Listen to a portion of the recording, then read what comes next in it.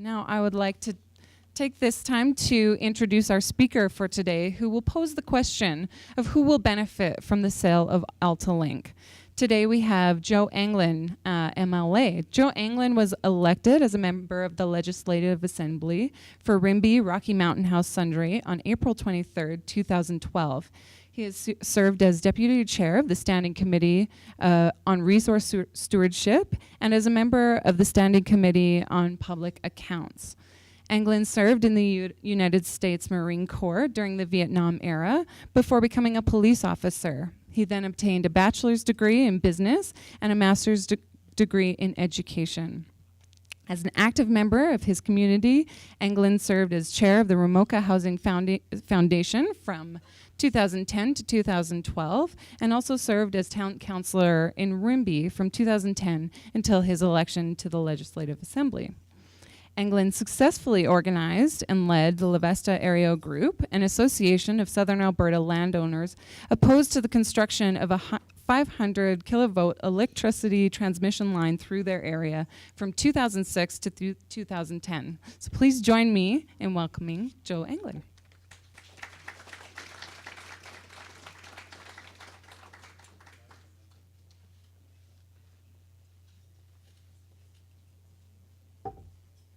Thank you very much, and thank you all for coming out and listening, hopefully, to some very important information about what I think affects not only you in the pocketbook, but what affects us economically as a province moving forward. So as I begin my presentation, I'm going to skip some slides because I only have 30 minutes, and if you know anything about me, I speak for hours. So I'm going to get cut off in 30 minutes, and I'm going to go fast through some slides. But what I want to do is hopefully get this right. Why is that not changing? There we go. I got it. I got it. I want to give you an idea of how you get gouged.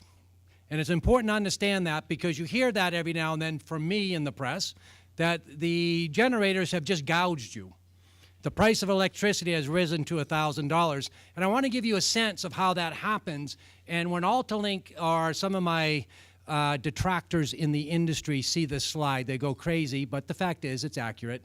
And I'm going to give you a very simple definition of what the merit order is. So every time the AESO needs to buy electricity, they do so within the 2 hours of the time they need it. So right now it is noontime, and the bidding for electricity at 2 p.m. has just ended. And what the AESO does is it takes all the bids for electricity and it puts it in what's called a merit order. That merit order is it just stacks up the electricity. So if you look at my diagram at the very top of that bar chart, it says 8,000 MW or 8,000 megawatts. So if I say that's for 2 p.m., basically the bidding just stopped for 2 p.m. today, right at noontime, for 8,000 megawatts. And the AESO comes up with a plan or a projection, we're going to need 8,000 megawatts at that hour. So what happens is, in my diagram, I'm showing you that hydro bidded in or offered in 4,000 megawatts for free. Nothing, zero. They were willing to give their electricity away for free. They just offered in for zero, and they'll take whatever price they get. On the next level, I have marked out coal, and coal is offering in 3,800 megawatts at roughly $45 a megawatt. And then, of course, we are still short about 200 megawatts, and I just put other at the top of the bar chart. Gas, name the type of generation comes in, and they offer in at $450 a megawatt. And that would be the merit order for 2 p.m. this afternoon. Now, the way the bidding or auction system takes place here is that the hydro offered in electricity for free, coal has offered in their electricity for $45, and everyone else came in and said, we'll sell you our electricity for roughly $450 a megawatt. So how much does this cost the people who are basically purchasing on this system? And the way the bidding system takes place, and you people who have sold grain or sold cattle are going to laugh at this, had we did the cost at the in-merit cost, it would cost us probably around $261,000. But that's not how it works. whatever is the highest price, in this case, the highest price is $450 a megawatt, that's what everybody gets paid. So the hydro, which was willing to sell the electricity or give their electricity away for free, now gets $450 a megawatt times 4,000 megawatts. It's a heck of a system. So now I'm just going to take it to an extreme so you can see how it really works. If we needed 10,000 megawatts and 99% of that came in for free, but the last megawatt came in for $500 a megawatt, you would have thought that we would have only been paying $500 a megawatt. But we will not. We will be paying $5 million for the whole entire purchase. So the game with the electric companies is simply this. Doesn't matter what you bid in or offer in. It only matters on how high you can get that price in the end. And then that's what you're going to get paid. So when you hear about the different prices they offer, that's all smokescreen. Wouldn't you love a cattle auction that you went to and you saw all these prices, but everyone got paid the highest price that was offered during the day? now I'm finding out the cattle guys in the room. It's an amazing auction system, but that's the way it works in electricity. So this is how you can manipulate the prices. So we created a system in Alberta, and by the way, it is not a deregulated system. You got to get rid of that language. It is a restructured system. It's fully regulated all over the place. It's not deregulated at all, although we call it that out in public. And I like to show you this because it just proves my point. This is a response from the AESO, and I believe she is now an executive vice president. Her name is Erickson. And this is a comment that I took from her in response to a letter that I wrote in a newspaper.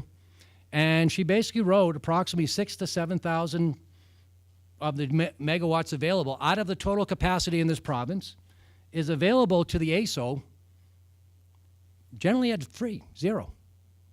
And I never knew that was that high. But that's, I'm sorry, you don't get it for free. I mean, but that's what they're willing to take is, but you pay whatever the highest price is. Now, the reason I want to show that, and this is what jumped off the page to me, is right about now, I would say the demand in this province, and I might even be able to pick it up exactly as I talk to you because I watch it on my phone all the time. See if I can find it. Is probably around 8,000 megawatts. And it's absolutely imperative. I'm sorry, it's 9,427 right as I'm speaking to you. So right now our demand is 9,427 megawatts, and they're saying anywhere from 6,000 to 7,000 is free all the time. So why are our bills so high? It's a valid question. And I'm going to come to this point about the AltaLink sale and some of the trappings that have not been answered for us if they sell this company, a regulated utility, to an American company. I'm going to skip some slides because I really don't have a lot of time to go over it. I think I'll just stop there and let you look at that while I speak about the rest of the program here. The restructured market in Alberta is unlike any other market. The map you see on the screen in front of you is basically where we have restructured markets around North America. And you notice the Northeast. Now, what is misleading about this slide is quite simply no two are alike at all. The closest is probably Alberta and Texas, but there's a lot of dissimilarities too. And when you look at this map, you'll see there's a number of states who have deregulated or restructured and then repealed that. They have gone back to a regulated system in one form or another because they found it was not working for them. So I took this material from an economist that made a presentation in Calgary, I think just about 6 months ago. And it's interesting to note how the changes have happened. We did have a movement in the last decade to restructure, and now there's been a movement to reverse that. And I'll show you why in a second. The only way we can do any type of comparative analysis, and this is just retail. If I showed you the industrial is not working on the restructured side at all. So the retail is an interesting phenomenon. So we compared, or the economists compared, states that had joined each other. So this is a comparison of Vermont and New Hampshire. And you'll see that the green line is the restructured market and the yellow line is the regulated market. And since early 1990, clearly the prices for retail consumers were less than the restructured market.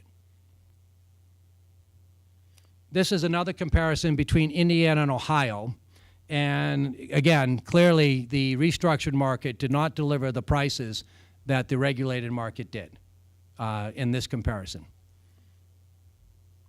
And then, of course, this is Utah and Nevada. And you'll see the same scenario. Now, the problem with that is, as I started to say, the comparisons are hard to make because no two systems are alike, in all fairness. So I'm showing you price discrepancies between adjoining states because it is relatively close, but the fact is regulation in those communities or those jurisdictions are different. So it makes this comparative analysis, you can make the figures anything you want is really how you can play the game. And you need to know that when anyone presents any data to you about the electricity market. You can really make it up. So when you talk to people in this province about how cheap the price of electricity is, pretty much they're not lying to you. But they're not being truthful either. That's the problem. Because you can manipulate it any way you like. We can have, I think, a market-based system for the auction of electricity. I think it can work. I've been to enough conferences to see it. I am not convinced it is yet working in Alberta. There are some real holes in the system, and we do see consistent gouging of the public. And you'll hear me, spout off in the newspapers and the press every now and then when it happens, because there's no rationality behind prices hitting $1,000 a megawatt. The cost to produce electricity, depending on the type of generation, if we did a complete average, anywhere from $60 to $80 a megawatt. Now, if you're an old coal plant that's been around 20 years or more, or a hydro plant that's been around a lot longer, you're way down. I mean, it's real cheap. It's a license to print money is really what it is, because your capital investment has been written off a long time ago, and to operate the plant compared to the revenue is it's just a license to print money. You would love to own a generator that's nice and old. Let me tell you that right now. So the system that we've created is a system that favors the industry to manipulate the price. So we have the only system that allows what's called economic withholding. And what that means is a generator in other jurisdictions must, if they want to sell their electricity, sell it all. One big bunch. So if they produce 300 megawatts, they have to offer for sale the 300 megawatts. We allow each generator to offer 6 times. So if they produce 300 megawatts, they can offer the first 280 for free and then get 6 more cracks at it to see how high they can jack the price. In other jurisdictions, that's actually a civil offense, and in some that's a criminal offense if you withhold electricity from the market. In Alberta, it's actually legal, and it's the way we run our system. And you need to understand that. So now we fast forward to this AltaLink sale, because I just gave you a quick overview on how this market works. AltaLink is a fully regulated utility. When you go home and you read your electric bill, turn to page 2 or page 3, depending on who your retailer is, and look at on that electric bill, you will see something called a transmission charge. That is where you pay for everything, other than the electricity lost on the transmission, because usually you have on your bill transmission lost, and you get charged for that too. You get charged for everything. When AltaLink runs an ad in your local newspaper, they bill you for that. And oh, by the way, you pay them 9% on top of what they paid for the ad. They're the only business now you know of that gets to capitalize the advertisements that they make. No other business gets to do that in any other accounting format. but we allow that in our regulatory system. So I want to give you a sense how all costs are passed along to you as the consumer. This is important. So when AltaLink was first created, a company by the name of SNC-Lavalin, who I say is suffering terribly so across the world with a reputation problem. I'll leave it at that. You can figure that out by doing your own research. They're probably looking at me on TV right now. We're ready to sue. But they do have a reputation problem. Probably justified, but I'm not sure about that. They bought the asset from TransAlta, and they bought it for $800 million. They bought it for 33% more than what it was listed for on its book value. Now that's an odd purchase if you know anything about utilities. Utilities generally sell for book value. It's the way utilities always transact. So why would a company with lawyers and accountants pay 33% more for an asset? Nobody knows. It was never answered. But that's what they did. Now, of course, that asset now is worth roughly, we figure, we're close, $2.6 billion. Because we can only guess at it. We can look at the numbers they provide us and try to dig, read between the lines. But what we do know is the company is selling for $3.2 billion to a company owned by Berkshire Hathaway, one of the most famous billionaires, Warren Buffett. And by the way, I'm a fan of Warren Buffett. I think he's a hell of a businessman. But I didn't bring the letter from me. It was a Berkshire Hathaway investor who wrote the Berkshire Hathaway board. No, I'm sorry, she wrote the Alberta Utility Commission, and she said, I am a Berkshire Hathaway investor, and this is good for my investments, but this is bad for Alberta. And I'm torn on how to make my decision here. And that was her letter. Because I'm going to tell you, there's so many questions and so few answers, then the overriding question is, should we continue with this sale? And I have filed an objection with the Alberta Utilities Commission that we should not. I'm not even necessarily opposed to Berkshire Hathaway owning AltaLink. What I'm opposed to is the way we're going about it and all the unanswered questions moving forward. So I showed you how price manipulation can happen. Berkshire Hathaway owns multiple generators in the United States. AltaLink is prohibited from having any ownership or association with generation. Now, it's pretty logical because if you have the railroads owning, certain manufacturing facilities, guess who gets the cheap rate? Now, some of you have been around a while and understand oil. Standard Oil might come to mind and how that was monopolized when Rockefeller, monopolized the railroad. So you got to watch out for these monopolies, and AltaLink is a regulated monopoly. But if Berkshire Hathaway buys them, that regulated monopoly will have a direct connection through an ownership of generation, and a whole lot of generation in the United States. So the question I had for our regulator was simply this. If this sale goes through, and if they were to alter the flow of electricity in Alberta, not to affect the price in Alberta, but to raise the price in Montana, would that have been a crime? And I had the board looking at each other. Well, it wouldn't be a crime in Alberta. So would they have done anything illegal in the United States? Chances are probably not. Now reverse that argument. If they manipulate the flow of electricity in the United States, but do not alter the price in the United States, but prices go through the roof in Alberta as a direct result, did they commit a crime? Chances are probably not. The other thing is, how would you know? Our regulator cannot look across the border, and their regulator has no authority to look up into Alberta. This is an issue with multinational corporations. So you have a regulated monopoly that would have certain market control that I think is detrimental to you, the consumers. Now, my opposition to the sale is quite simply this. Start the process over again, lay out the ground rules proper So you know exactly how this is going to be regulated and how you're going to control this so there isn't a monopoly that can basically gouge the public. And then if Berkshire Hathaway wants to bid, let them bid, knowing exactly what they're purchasing. But if you allow this sale to go through and then start making regulatory changes that imposes upon what they were planning to do, by the way, they promised they wouldn't do that to you. Just want you to know that. I sat down with them.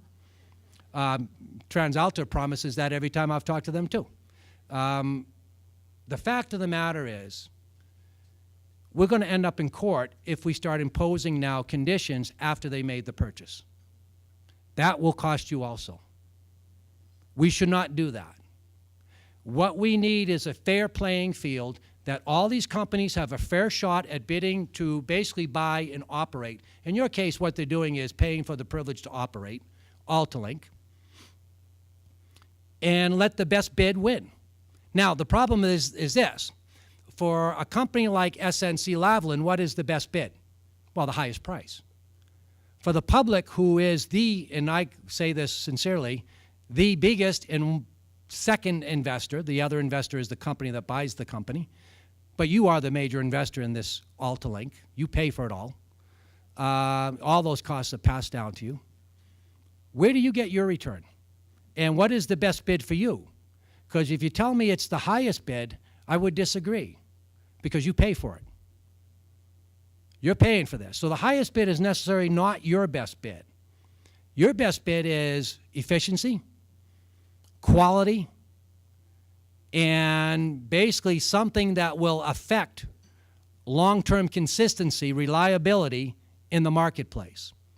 That, I say, has more monetary value to you as the consumer, as the investor, than the highest priced offered. So you are in a different category as an investor than, say, the stockholder Berkshire Hathaway, unless you want the same here in Alberta. But the fact is, you can see the conflict. And our regulators are not looking at that from that perspective.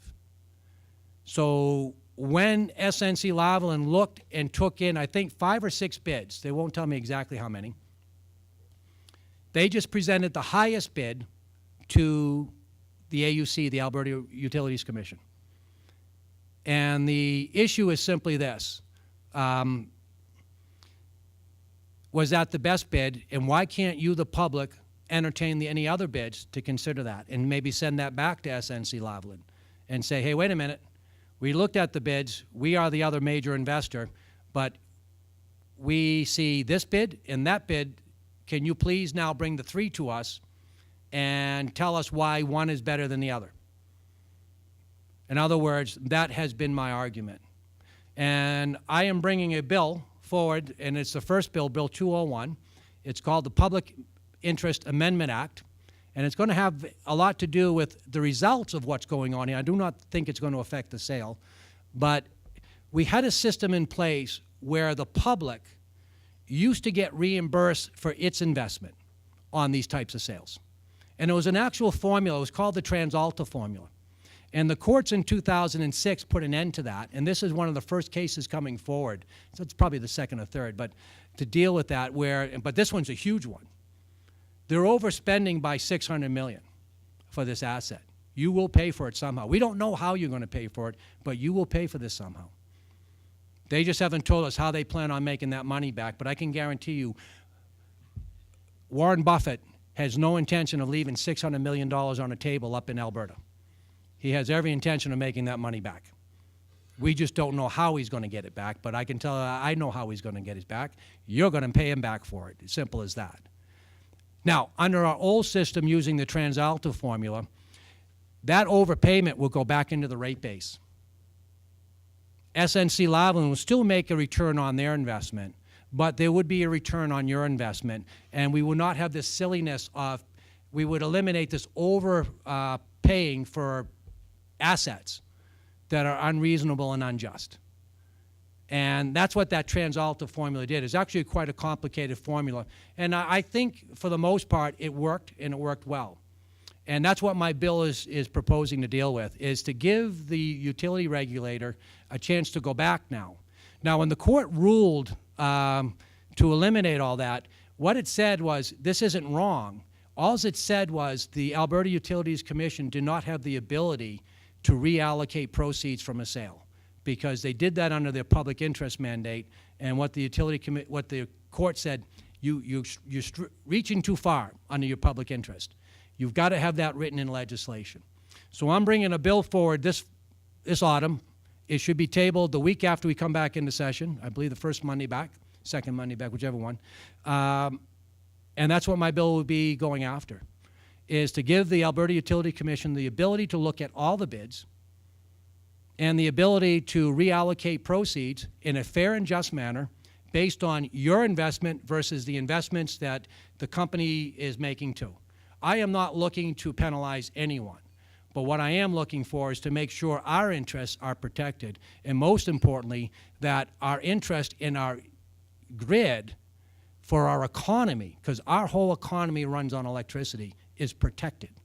That is the most important point for me, is to have an efficient, reliable, and a cost-effective system in place so we can run and operate our businesses and our lives and our communities.